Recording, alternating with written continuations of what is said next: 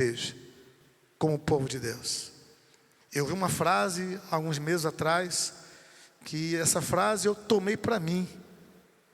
Porque além de ser uma frase coerente, é uma frase que tem a ver com o momento de igreja que nós estamos vivendo. Nós estamos numa nova sede, mas não podemos ter os velhos hábitos. Uma nova sede, novos hábitos. E eu tenho então colocado diante do Senhor tudo isso. E Deus tem ministrado no meu coração sobre isso. Que novos hábitos são esses? Que mudanças são essas? Que Deus quer de nós aqui? Qual a intenção do Senhor com a sua igreja, com o seu povo? Por isso que esse tema surge. É pelo, ou através, ou por meio do Espírito Santo. Mas para isso eu quero voltar na Gênesis. Deus cria o homem do pó da terra. Gênesis 2, versículo 7. Do pó da terra Deus faz o homem, sopra em suas narinas e passa a ser alma vivente. No mesmo capítulo 2, versículo 22, Deus adormece o homem, tira uma costela do homem, coloca a carne ali e faz a mulher, que é chamada de varoa. Naquela oportunidade, Adão chama a mulher de varoa. Somente depois do pecado, eles pecam contra Deus, é que Adão não chama mais a mulher ou varoa. Adão dá um nome para ela, ela passa a chamar Eva. Só que eu quero te dizer que o homem foi feito de uma estrutura e a mulher foi feita de uma outra estrutura. O homem foi feito do pó e a mulher foi feita do osso do homem. Isso é um Deus criador, na sua sabedoria, no seu poder, na sua onisciência, na sua onipotência. Deus fez homem e mulher, dois seres da mesma natureza, mas distintos. E a distinção não é só do sexo. A distinção começa da forma como Deus os fez. Deus fez o homem do pó da terra. E Deus fez a mulher do osso, da costela de Adão. E isso já aponta para alguma diferença que vai existir nesses dois seres.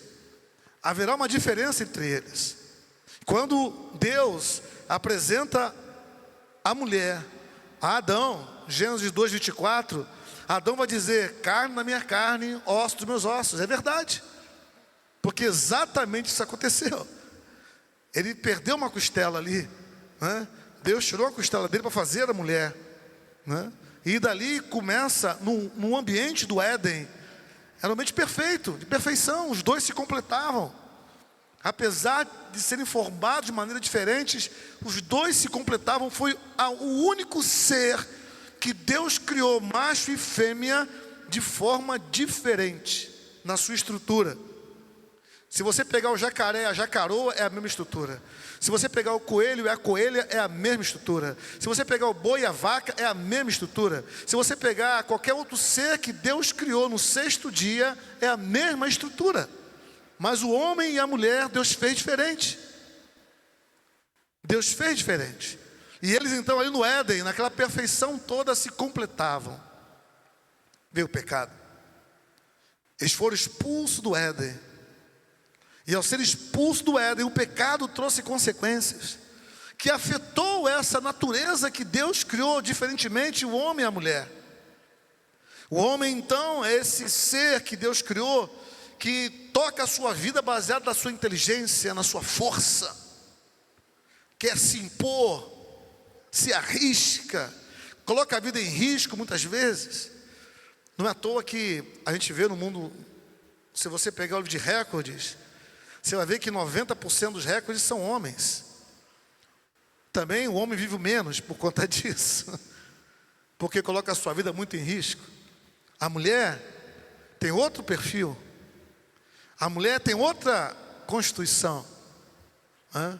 Se todos os seres humanos têm 5 sentidos: audição, visão, olfato, fala e tato, a mulher que Deus criou tem um 6º sentido, inexplicável para a cabeça do homem, mas foi assim que Deus fez a mulher. A mulher tem um radar. A mulher consegue enxergar aquilo que o homem não enxerga. A mulher consegue perceber aquilo que o homem não percebe. O homem olha objetivamente. A mulher olha com um olhar diferenciado para as circunstâncias da vida. Enquanto o homem é mais racional, a mulher é mais emocional. Não quer dizer que a mulher seja irracional ou o homem seja insensível. Não, de forma alguma. Mas o que se evidencia no homem é a sua razão. E o que se evidencia na mulher é o seu emocional. E tanto isso é fato que lá no Éden, a tentação da serpente, do diabo na mulher, foi justamente tocando no emocional dela. Não foi na razão dela. E isso é parte da natureza feminina. Assim como é parte da natureza masculina. Tem suas virtudes, tem seus defeitos. Tanto para um, quanto para outro. Só que na caminhada da sociedade, na formação da social, né, surgem alguns exageros como machismo. Ou, mais recentemente, nos últimos 40, 50 anos, surge outro exagero que é o feminismo, que é uma distorção disso. É um exagero disso. Só que Deus fez a coisa perfeita e o pecado foi distorcendo, foi bagunçando o homem e a mulher. Eu quero voltar na mulher. Deus então fez Adão e Eva. E o projeto de Deus para Adão e Eva é um projeto perfeito. O pecado atrapalha bastante, mas é um projeto perfeito. E aí eu quero que você leia comigo Pedro. Dos apóstolos de Jesus, claramente a palavra nos diz que Pedro era casado. E sendo um homem casado, Pedro então conviveu esse lado emocional do homem com a sua mulher. Esse lado espiritual do homem com a sua mulher. Esse lado intelectual do homem com a sua mulher. Ele provedor, a mulher sua auxiliadora idônea. Só que Deus vai usar o apóstolo Pedro para falar algo que deve chamar a nossa atenção. 1 Pedro capítulo 3, a respeito de marido e mulher. Porque Deus conhece quem nós somos. Deus sabe porque Ele nos fez. Deus conhece a especificidade de cada um de nós. De cada um de nós. O texto de 1 Pedro capítulo 3, versículo 7, é uma exortação aos maridos. Maridos, vós igualmente vivei a vida comum do lar, com discernimento, e tendo consideração para com a vossa mulher. Note que a versão melhor seria, se eu comecei com maridos, aqui deveria ser esposa. Se fôssemos usar a concordância, se eu falei marido em cima, eu vou usar esposa embaixo. Se eu usei homem em cima, eu vou usar mulher mais adiante. Mas não é isso que está na Bíblia. A Bíblia começa o versículo falando de maridos. E quando vai falar da mulher, que seria esposa, ele vai dizer consideração para com a vossa mulher. Aqui o Senhor está abrindo o leque. Não é só a esposa, é a mulher. Criação de Deus. E quando o Senhor abre esse leque, mulher, alcança a casada, alcança a solteira, alcança a divorciada, alcança a viúva, não importa o estado civil, não importa a idade, não importa a formação cultural, não importa a formação social, não importa, é a mulher. É a mulher. E aí o texto vai dizer para mim e para você o seguinte: mulher como parte mais frágil, mas não mais fraca. Frágil é uma coisa, fraca é outra coisa. Então o texto está dizendo para mim e para você que Deus criou a mulher e essa mulher tem uma fragilidade nela. E Deus exorta aos maridos a tratar a sua esposa, a sua mulher, seja mãe, seja esposa, seja filha, não importa a relação familiar, a mulher, para entendermos que a mulher tem uma fragilidade. A mulher tem uma fragilidade. E quando a gente não entende isso, vivemos o caos que vivemos nesses dias, em que as estatísticas apontam que há uma enorme violência historicamente praticada contra as mulheres. As mulheres são violentadas, são mortas, são abusadas. As mulheres sofrem todo tipo de pressão, assumem N papéis e não são reconhecidas muitas vezes pelos próprios homens. Maridos, filhos, esposos, pais, irmãos. A mulher, como parte mais frágil, ela deveria receber do homem, de forma geral, no mínimo, consideração, reconhecimento. É isso que Deus está falando a Pedro. E há uma consequência espiritual nisso. A consequência espiritual está logo embaixo. O texto vai dizer: tratai com dignidade, porque sois juntamente herdeiros da mesma graça de vida, para que não se interrompam as vossas orações. Isso é muito sério, porque a única forma que temos de falar com Deus é por meio das orações. Então Deus está dizendo que você não vai mais falar comigo. Se você não tratar a mulher dignamente, se você não tiver consideração com a mulher, eu não vou te ouvir mais. Não vai adiantar você me buscar, orar. Você pode ser quem você for. Você pode ocupar o cargo que você for, pastor, apóstolo, irmão em Cristo, sei lá, o que for. Eu não vou te ouvir. É isso que Deus está dizendo. É isso que Deus está dizendo. Porque o Senhor está colocando um ponto importante em relação à mulher. E nós homens temos que estar ligados nisso. Não é à toa, irmãos, que mulher vive mais do que os homens. Mulher se cuida, homem não se cuida. Mulher está sempre buscando uma melhoria aqui, melhoria ali. O homem é muito acomodado. Estou aqui falando, né, de mim mesmo. Mas com certeza se multiplicamos os homens aqui. A mulher tem mais cuidado, a mulher é mais zelosa. A mulher absorve muita coisa, tem uma sensibilidade, e nós homens não somos tão sensíveis assim. Tem uma sensibilidade sim, mas não tanta quanto a mulher. Percebemos algumas coisas assim, mas não tudo como a mulher percebe. Enxergamos muitas coisas assim, mas a mulher enxerga mais. E a gente acaba, por não entendermos o que Deus está querendo dizer, por meio da sua palavra, perdendo a oportunidade de vivermos dias melhores, por conta da nossa ação, nossa atitude em relação à não compreensão da mulher como algo que Deus criou. E aí eu vou então para o tema. Zacarias 4:6, não sei se dá você enxergar aí. Zacarias é o penúltimo livro do Velho Testamento. Não tem erro de você achar aí na sua Bíblia aí. Se você folhear no Novo Testamento Mateus, folhear para o Velho Testamento, você vai achar Malaquias. E logo depois de Malaquias, você vai achar Zacarias. Zacarias capítulo 4 é o nosso capítulo de referência. E no versículo 6, há um contexto aí que eu preciso lhe falar. Israel estava escravizada, sob o domínio dos seus inimigos. E Israel está afastado de Deus, para variar, né? Então Deus levanta o profeta Zacarias, deu esse profeta algumas visões a ele, e uma delas é uma visão de um candelabro e 2 oliveiras. A gente sabe, biblicamente significa isso. O candelabro significa a igreja, ok?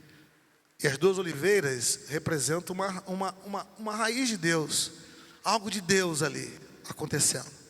A presença do Espírito Santo, a presença do Senhor. Você sabe que nós temos 2 intercessores, você sabe disso? O Novo Testamento vai dizer que o Espírito Santo intercede por nós com os ministros primeiros. Mas o meu Novo Testamento vai dizer que Jesus intercede por nós como advogado junto ao Pai. Então temos 2 intercessores, nós temos 2 oliveiras. E a igreja está no meio. Essa foi a visão de Zacarias. Só que o povo de Israel estava distante de Deus. O povo de Israel estava confiante nos exércitos para enfrentar o inimigo. Estava confiando na sua própria força, na sua própria inteligência. Estava confiando naquilo que eles tinham como armas para guerrear, para enfrentar o adversário. Então Deus levanta o profeta e diz: ó, não é por aí não. Não é por força, versículo 6 aí. 6. Prosseguiu ele e me disse: esta é a palavra do Senhor, Zorobabel. Não por força, nem por poder, outras versões vão dizer nem por violência, mas pelo meu Espírito. Outras versões vão dizer pelo poder do Espírito Santo, diz o Senhor dos Exércitos. Nós precisamos parar, irmãos, para refletir sobre essa frase, porque muitas vezes a gente passa batido em algumas frases da Bíblia. Jesus vai dizer lá no Evangelho de João capítulo 15 que sem Ele nada podemos fazer, e nada é nada,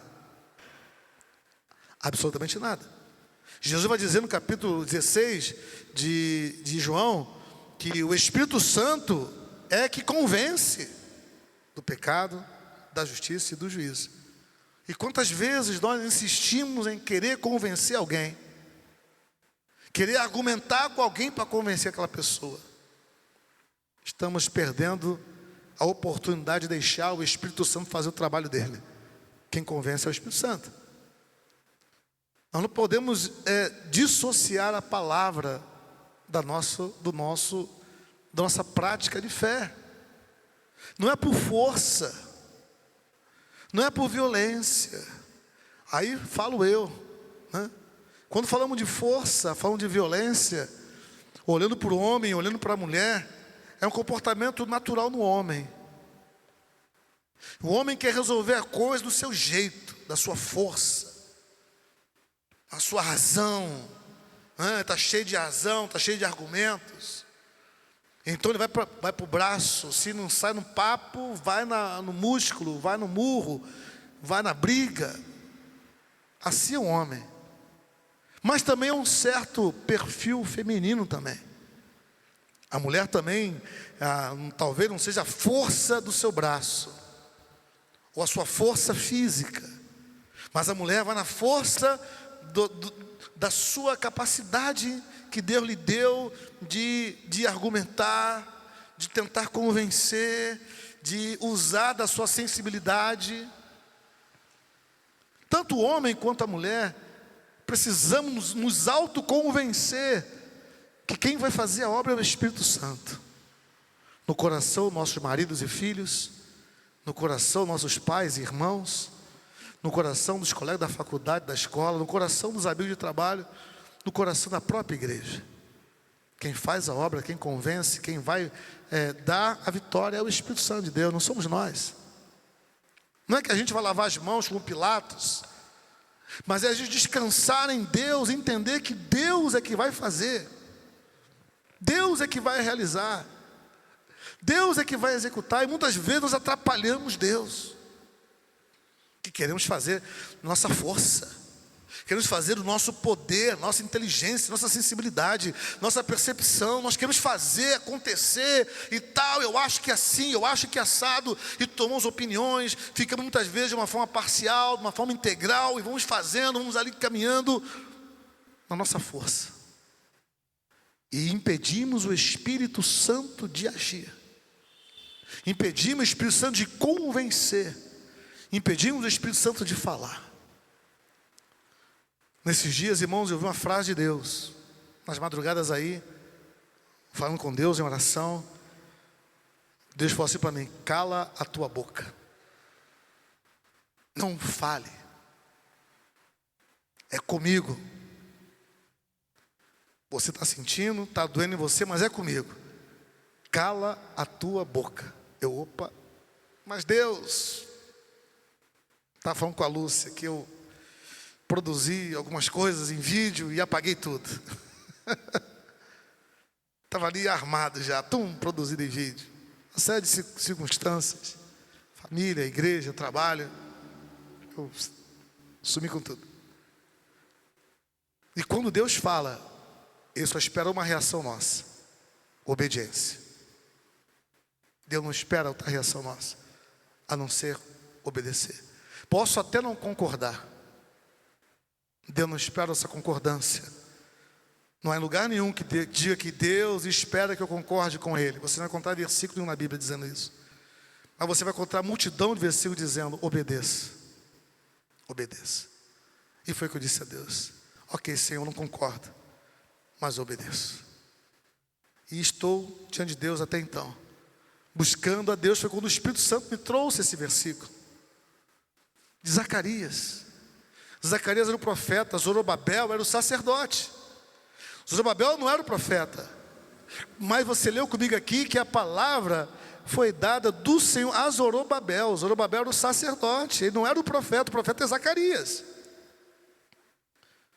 E aí Deus fala através de Zorobabel para Zacarias. Zacarias então registra, não é por força, não é por seus argumentos, não é pela sua inteligência, não é pela sua sensibilidade, não é pelo seu sexto sentido, não é pela sua formação profissional, não é sobre a sua experiência de vida, não é. É pelo meu Espírito, é pelo Espírito Santo. Outras versões vão dizer, é pelo poder do Espírito Santo. É pelo poder do Espírito Santo. Aquilo trouxe paz ao meu coração, aquilo mudou a minha alma, aquilo mudou meu íntimo. Deus tirou muita coisa do meu coração com essa palavra. Deus trabalhou em mim com essa palavra. Então Deus começou a ministrar no meu coração as mudanças que Ele quer que a igreja faça, que são necessários para que a igreja possa caminhar e avançar, e crescer, e prosperar, e ser de fato uma igreja da cidade, de ser de fato uma igreja que faça a diferença aqui no bairro, de sermos de fato uma igreja próspera, uma igreja abundante, uma igreja poderosa em Deus. Mas o Senhor está chamando homens e mulheres, independente da sua natureza, do seu jeito de ser, da maneira como você enxerga o mundo, dos seus valores, do que você pensa, do que você até já decidiu, do que até você está imaginando de decidir. Deus está nos chamando para ouvir a voz do Espírito Santo. De ouvir Deus é através do Espírito Santo. Não será através dos meus argumentos, não será através de uma pregação, não será através de um louvor, não será através de gabinete, não será através de qualquer ação que a gente faça na igreja. Porque as pessoas hoje, irmãos, precisam encontrar Deus na igreja. Incrível dizer isso. As pessoas precisam entrar na igreja e encontrar Deus, não encontrar pessoas. Encontrar Deus. Encontrar o Senhor. Estamos vendo a guerra contra Israel. É uma guerra que a mídia malignizada não dá todas as informações para o cidadão. Eu não sei o que você faz para se informar, mas eu não me informo apenas lendo Globo, Folha de São Paulo, Gazeta, CNN Brasil. Eu não me informo apenas por aí. São fontes muito rasas. Estadão, Veja, Revista Exame, Época. Há muita meia informação ali. A informação real, ela está disponível. Nós aqui não temos, não vou chamar de paciência não, porque é fácil de achar. A gente não tem essa sacada de buscar a verdade. Buscar a verdade. A gente viu ontem, né? Foram quase 200 foguetes lançados contra Israel. Num só dia. Num só dia. Mas a imprensa não diz que Israel recebe foguetes do Hezbollah há 40 anos. São 40 anos que Hezbollah lança foguetes sobre Israel. São 40 anos. Israel nunca reagiu com a violência que deveria de reagir, aguardando com paciência, tentando na parte política, diplomática. Mas de repente, o Irã enviou lá 200 foguetes. E se espera o que de Israel? Que fique quieto. Os vídeos estão aí na internet. O desespero. Uma escola lá em Israel, as crianças correndo para o bunker, né? Para se esconderem. Mas está desproporcional. É o argumento que a mídia local diz, né? É desproporcional. Uma vida que seja, irmãos. Uma vida que seja. Não é a quantidade de vidas que estão sendo perdidas. mas é o que está por trás dessa história. O que está acontecendo lá?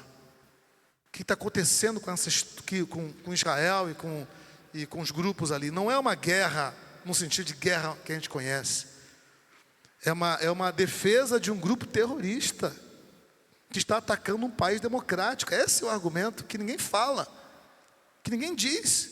Hezbollah é terrorista, Hamas é terrorista, não é um país. Os Houthis lá de outro país ali próximo são terroristas. E agora Irã é um país. Agora foi Irã atacando Israel, agora a coisa mudou.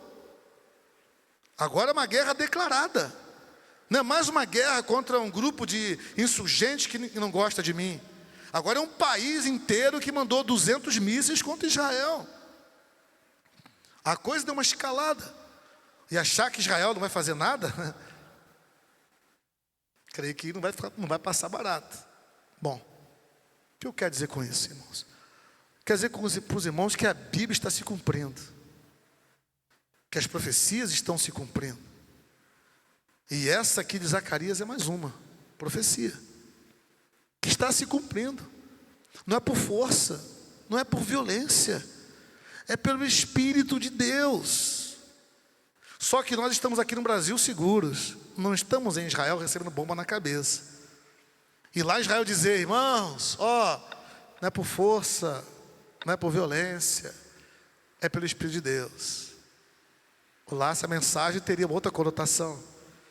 Aqui no Brasil distante da confusão que está lá, nós temos uma guerra civil acontecendo no Brasil. A violência que está no país.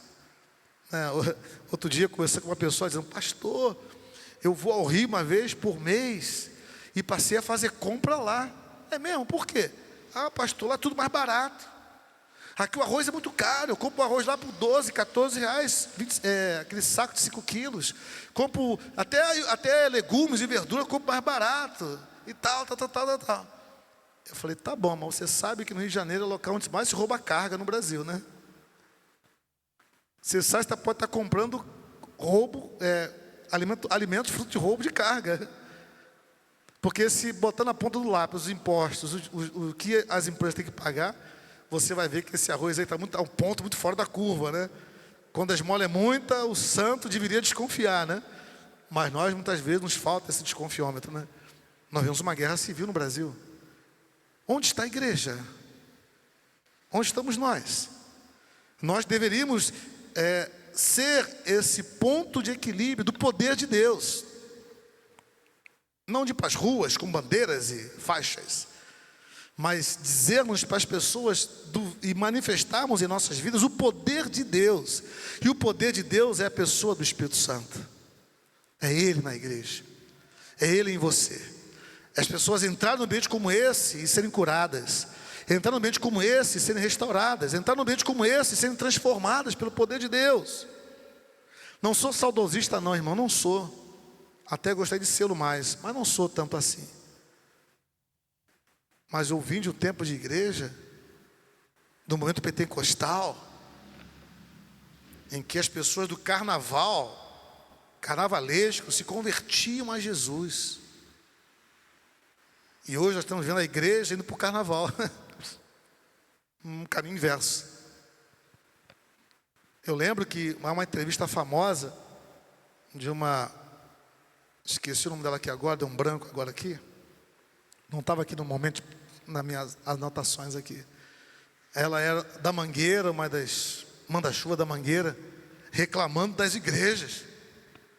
Precisam fazer alguma coisa, porque as igrejas estão tirando nossos sambistas, estão tirando os ritmistas, estão tirando os passistas, as pessoas estão se convertendo, não querem mais saber do canal, daqui a pouco o carnaval acaba. Isso na década de 80, década de 90. Entramos no novo século, e a igreja foi perdendo a sua importância, a igreja foi perdendo a sua relevância. Hoje é mais comum você abrir o YouTube e ter lá nego falando mal do Pablo Marçal, falando mal do Silas Malafaia, falando mal. Cadê a igreja que deveria manifestar o poder de Deus? Cadê os homens e mulheres que deveriam manifestar o poder de Deus? Eu vi coisas, irmãos, que hoje não se vê mais em igreja. Eu vi cegos enxergarem, vi coxos andarem. Vi pessoas vomitarem o câncer. Vi pessoas entrar com cadeira de roda e sair andando. Vi pessoas andar com muletas. A pessoa não tinha pé e o pé surgir. Vi pessoas com todo tipo de situação sendo curadas dentro da igreja. Casamentos destruídos foram restaurados. Jovens nas drogas, drogadíssimos, cheios de maconha, cocaína, crack. E num culto ser liberto. Num culto. Vi pessoas manifestarem um monte de demônios.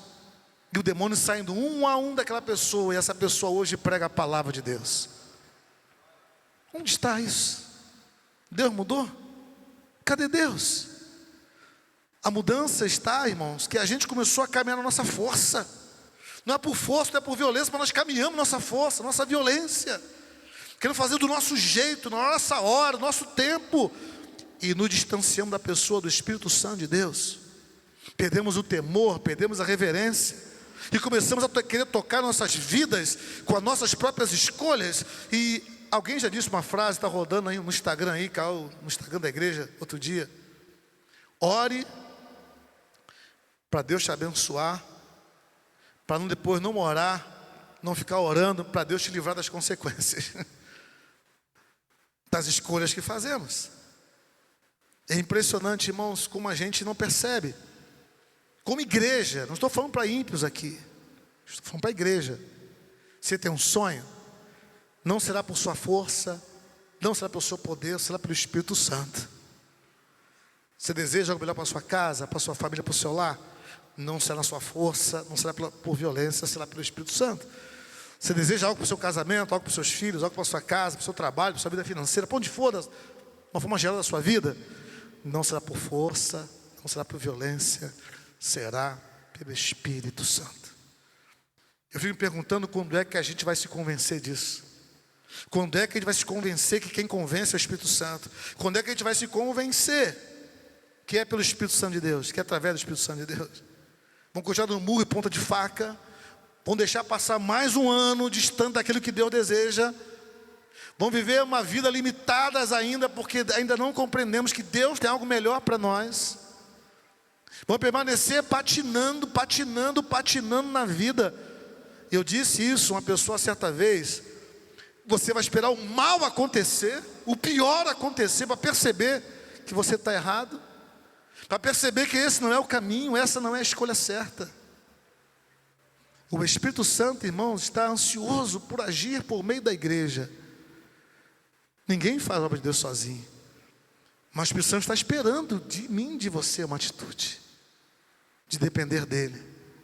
Ainda que a nossa natureza humana, seja homem, seja mulher, nos incline a uma reação racional, nos inclina a uma reação emocional, o Espírito Santo está falando para a igreja: você precisa se inclinar para mim, você precisa se inclinar para a minha vontade, você precisa se inclinar e se submeter ao meu agir através de você. Vamos ficar em pé, amados, vamos orar, vamos falar com Deus. Mais uma vez eu peço a você que está aqui presente, quem for assistir essa mensagem que está sendo transmitida aí na internet, e é membro da igreja, próximo domingo pela manhã venha para a casa do Senhor. Nós precisamos conversar sobre a igreja. Você precisa ouvir algo de Deus, algo do Espírito Santo. Coloque a mão no seu coração. Eu não quero convencer você de nada. Eu pedi ao Espírito Santo para convencer você. Eu já aprendi isso. Não é pela minha força, não é por qualquer mérito meu ou demérito meu. É pelo Espírito Santo. É Ele que é o dono da igreja. É Ele que é o meu dono e o seu dono. É Ele que está aqui nesse lugar, porque Jesus falou que estaria conosco todos os dias até a consumação dos séculos. E Jesus está onde 2 ou 3 estão na presença dEle. E Jesus disse para que esperasse na cidade até que do alto se cumprisse uma promessa. E essa promessa não vai se cumprir, ela já se cumpriu. O Espírito Santo já foi enviado. O Espírito Santo é Senhor, Ele está aqui nesse lugar. E nós estamos aqui por causa dEle. Espírito Santo, o Senhor conhece o coração de cada um aqui.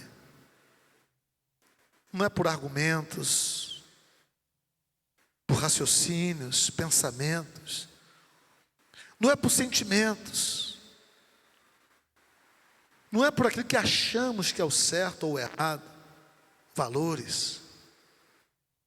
Não é, Senhor. Sempre será pelo Espírito Santo. Sempre será. É Ele que vai fazer a obra. Cabe a nós não atrapalhar Ele. Cabe a nós deixar Ele fazer. Calar nossa boca. Cabe a Ele falar, convencer.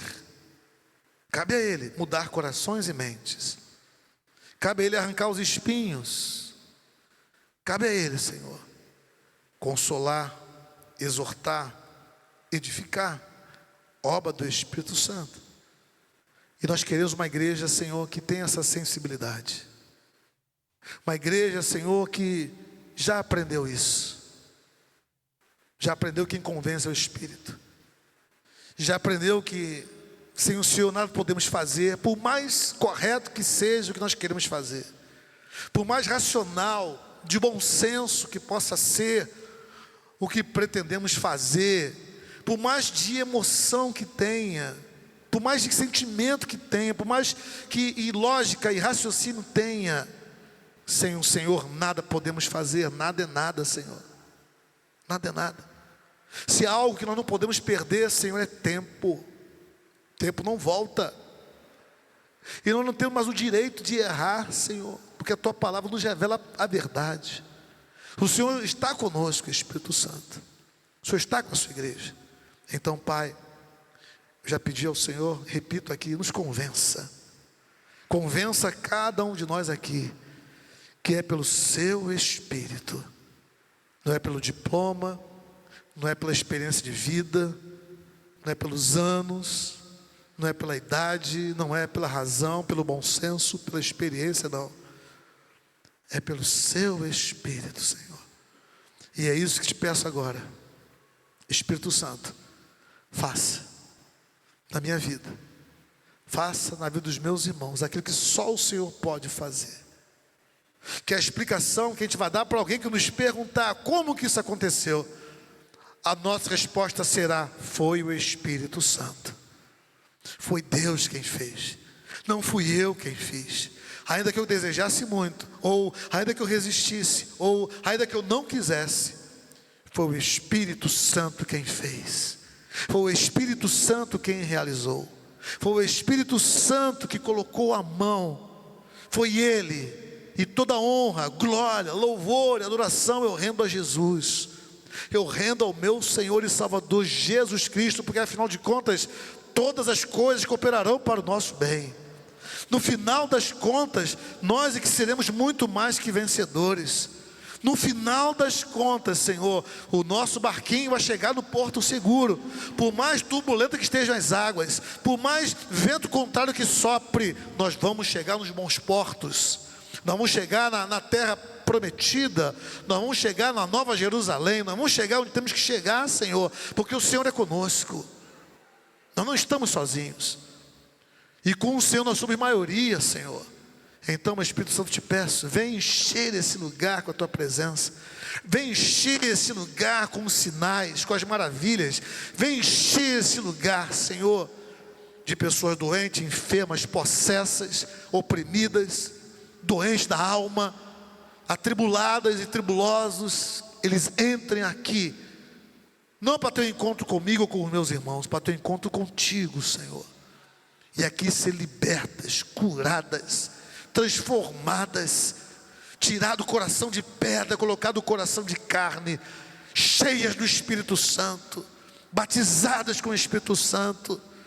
Seja para um tição tirado do fogo, como o profeta Zacarias profetizou no capítulo 6. Senhor, no Teu nome eu peço isso aqui, Senhor. No Teu nome, Pai, no Teu nome santo. Leve meus irmãos de volta aos seus lares, Pai. Abençoe esse fim de quarta-feira, meio de semana, semana continuando. Que essa palavra continue a ecoar na mente deles, de cada um de nós, falando conosco, falando conosco, falando conosco. Não é por força, não é por violência, é pelo meu Espírito, assim diz. Não é o Senhor de paz, é o Senhor de guerra, o Senhor dos exércitos. Porque a guerra está diante da gente, a guerra está ao nosso redor, a física e a espiritual. E é no mundo espiritual, Senhor, que nós precisamos vencer. É lá que temos que fincar a bandeira do Senhor. Jeová Nissi, o Senhor nossa bandeira, é aí, no ambiente espiritual, Senhor. E dizer para o Senhor: seja feita a tua vontade, Senhor, assim na terra como ela nos céus. E o pão nosso de cada dia dá-nos hoje, Senhor. E perdoa as nossas ofensas, assim como temos perdoado os nossos ofensores. E não nos deixe cair em tentação, mas livra-nos do mal. Pois tu é o reino, o poder e a glória para sempre. Amém e amém. Que a graça do nosso Senhor e Salvador Jesus Cristo, o grande amor de Deus, a comunhão e as tremendas consolações do Espírito Santo venham sobre sua vida, desde agora e para todo sempre. Amém. Ande embora.